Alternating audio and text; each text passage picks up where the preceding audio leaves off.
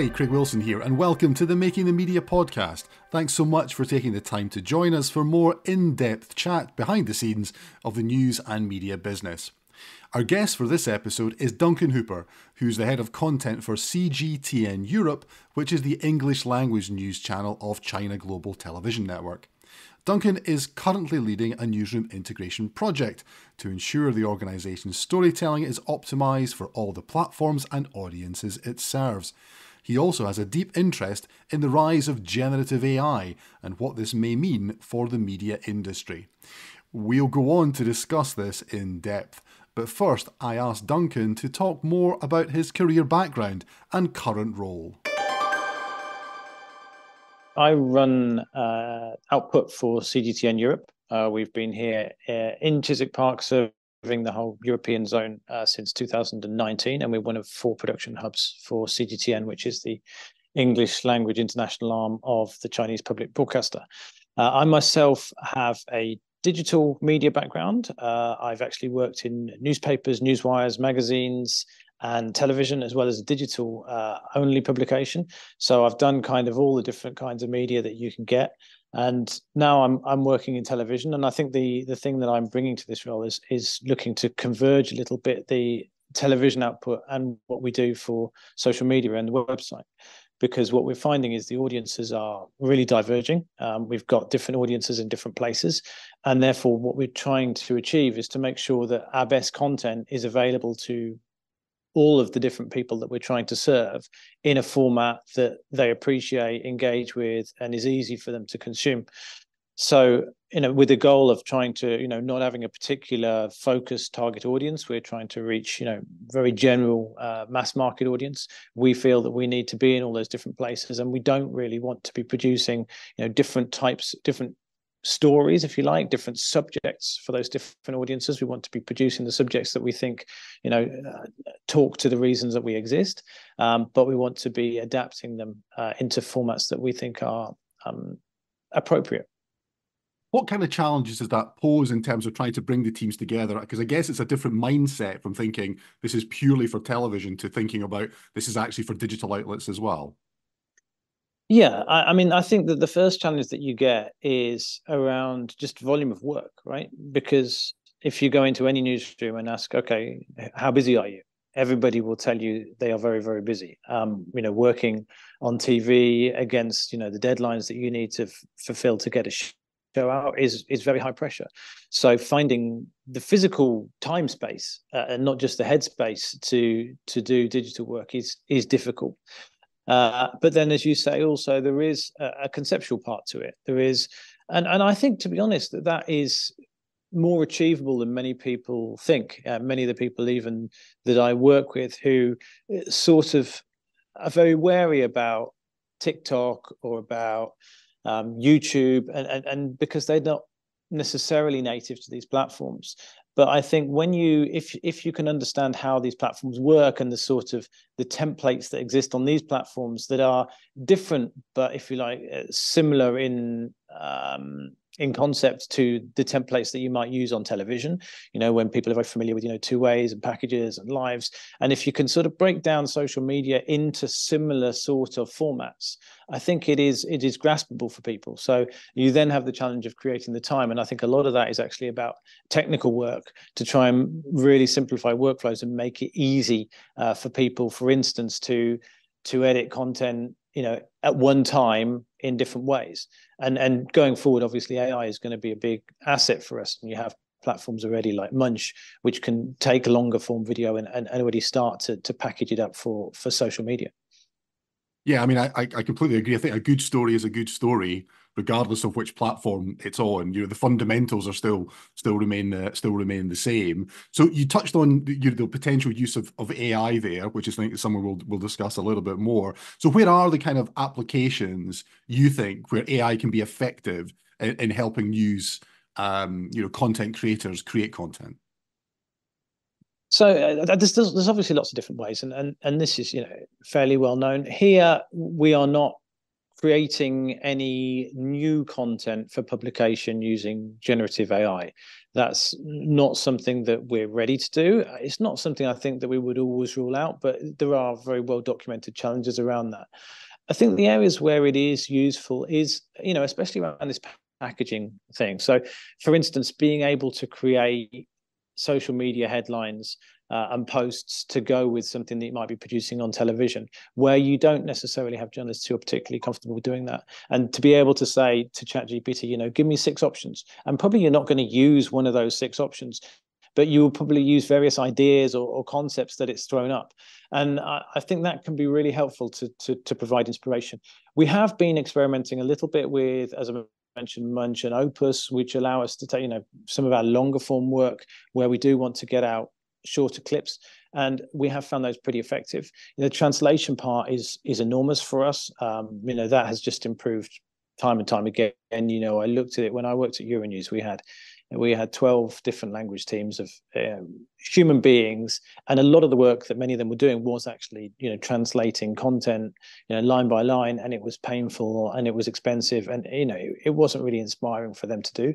And we looked then at auto translation, and we just found, look, it's throwing up too many errors. It's creating almost more work than it's saving. And I think that pivot point has been passed now, where using it is providing real value. So we don't do a lot of translation here. We do try and put some of our content into Chinese so that audiences back in China can see what's going on in Europe, and that does save us a huge amount of time.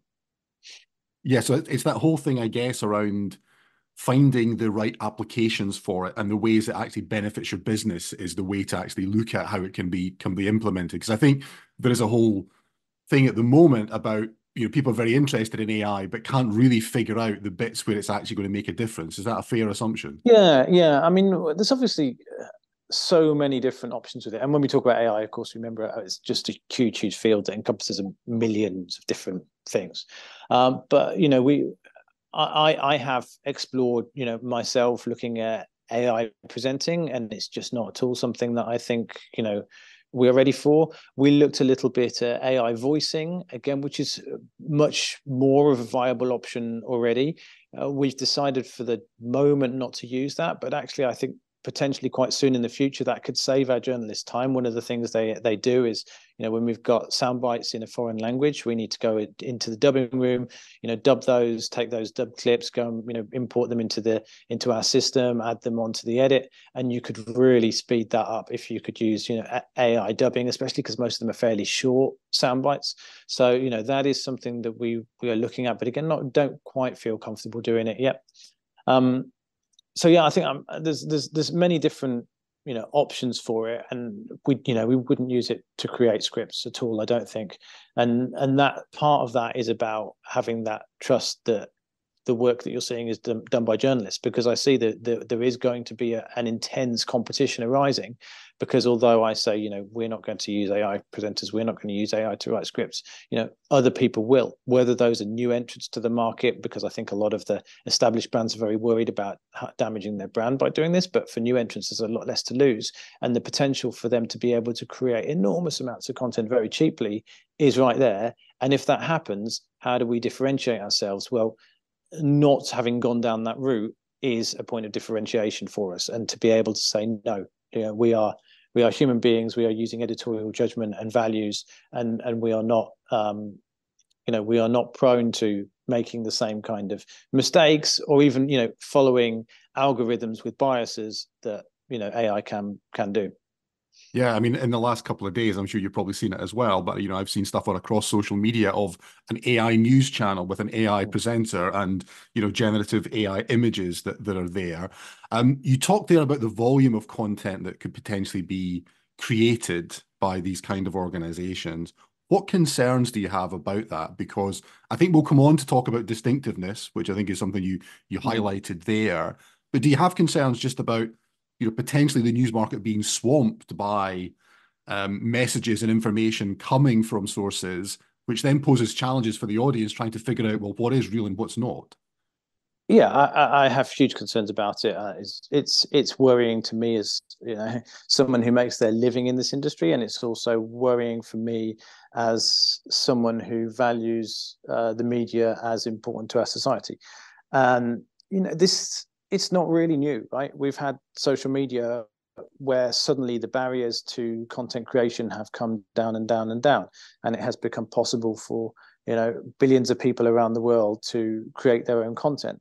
And we've seen that has posed amazing challenges around misinformation, new challenges, and that has not really we haven't really dealt with that problem already, and yet it's about to be magnified thousands, millions, billions of times by the fact that AI can do all this, but at just scales that don't require human intervention.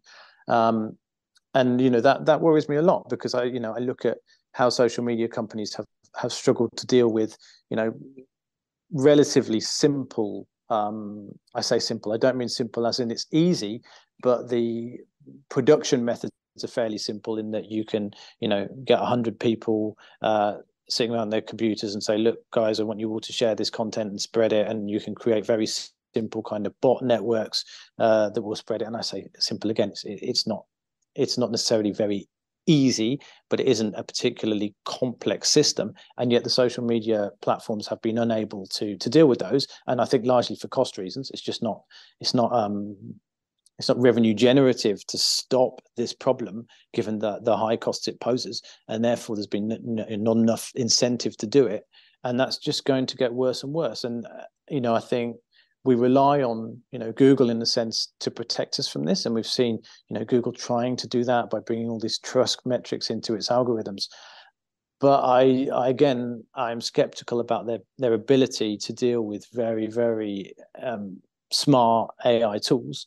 And that means that the visibility of channels like mine, like many other channels, where there are very clear editorial standards, are going to drop, and it's going to be harder to find our material compared to material which is made by places whose provenance is uncertain. Is there enough being done, or do you think this is something which regulation can actually influence? I mean, the EU, for example, and others are looking at around regulation of AI, but they're probably not necessarily looking at the specifics that we're talking about. I'm quite skeptical about whether a regulation can solve these problems, because it's a global problem, and we've seen that the world's not particularly good at coming together to solve problems. We're faced with massive destruction of the human species, and we find it difficult to come to a consensus on that, let alone dealing with this problem, which may not perhaps seem quite as life-threatening, although to be frank, it is extremely important to us as societies. So short answer, probably not, because you could look at, say, okay, we want to punish the social media companies and we want to force them to do this, but the truth is that the cost of them doing that would be prohibitive for them. They've already shown that they prefer to pull out of markets rather than pay money that makes them unprofitable. So I think you would just see perhaps some of the more established ones retreat, and other ones would then come and take over that were maybe even less reputable and had less at stake. So I'm not sure regulation's the answer.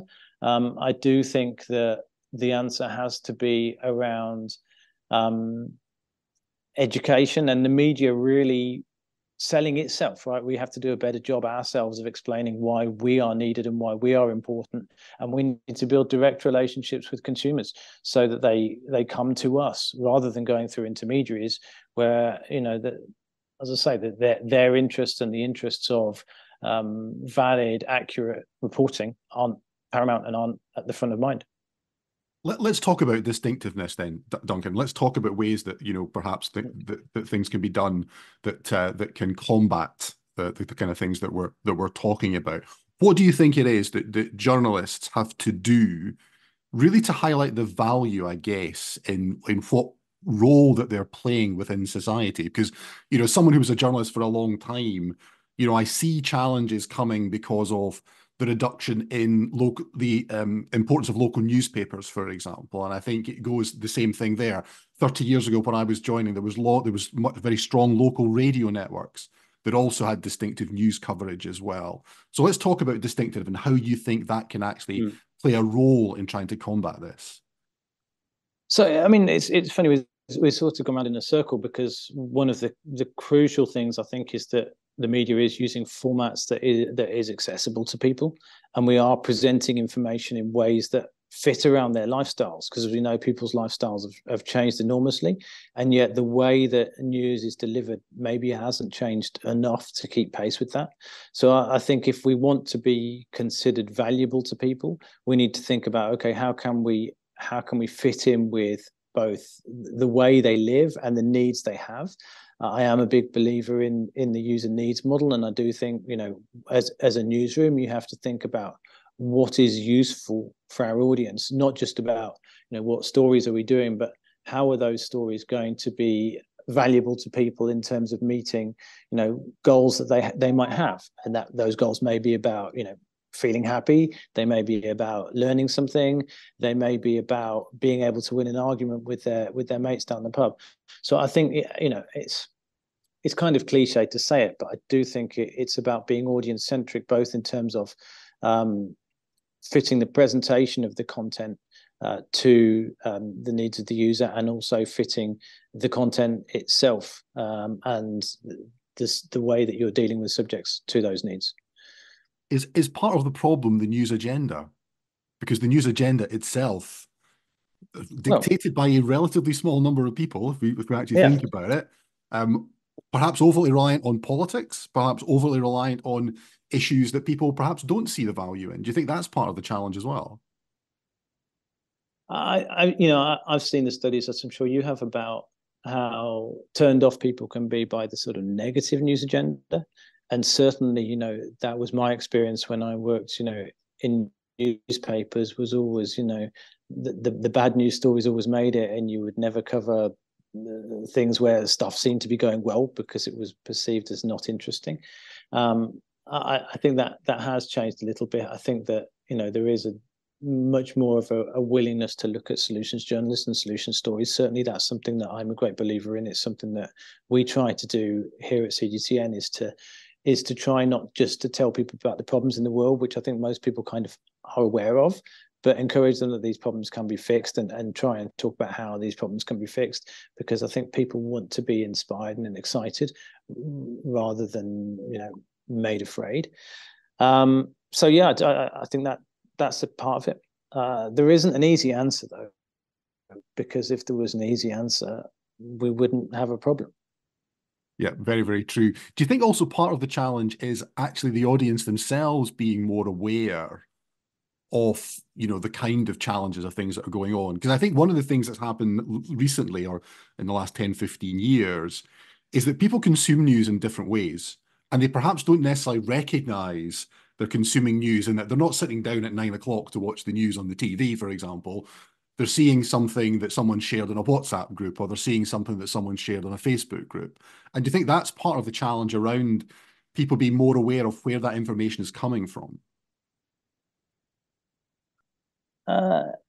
Yes, I do think that's part of the challenge, because people have been used to having these bits of information presented.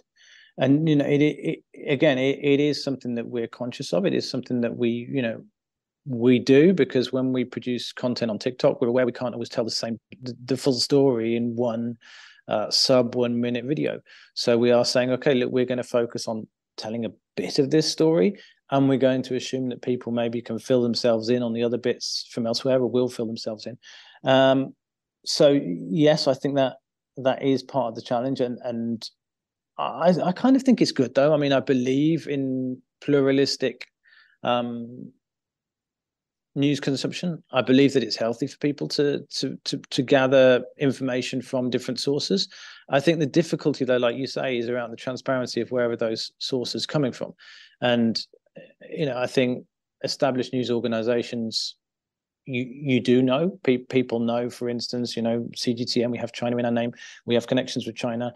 People will know that the BBC has, very much founded in a UK background. So these things are quite transparent and quite obvious. And, it isn't necessarily that transparent when you see just a content creator, which is, generally the way many people are getting their news now, just from individuals. What forces are influencing them, how they are being funded, what agendas they might have. But how do you fix that? That's quite a difficult one again, and it sort of goes beyond the power of media to address that. So I think what media just need to do is to be able to as I say, meet those needs, and then B, just be very clear and transparent about what they are doing in their work and why that work is valuable. I mean, I love some of the work around verification that a number of different organizations do, where they are showing their workings and they are saying, this is how we know this. I think sourcing is so important for media like ours to say, okay, not just what do we know, but how do we know this? Where did it come from? And we do try and do that all the time here, and put what both sides are saying and say to people, look, essentially you can make your own judgment as to what this means. But yeah, as I said, it's not, I don't pretend to have all the answers, but I think what we will try and do is we will try and straightforward as we can, and treat people as grown-ups, but try and give them facts and information, and not opinion and speculation.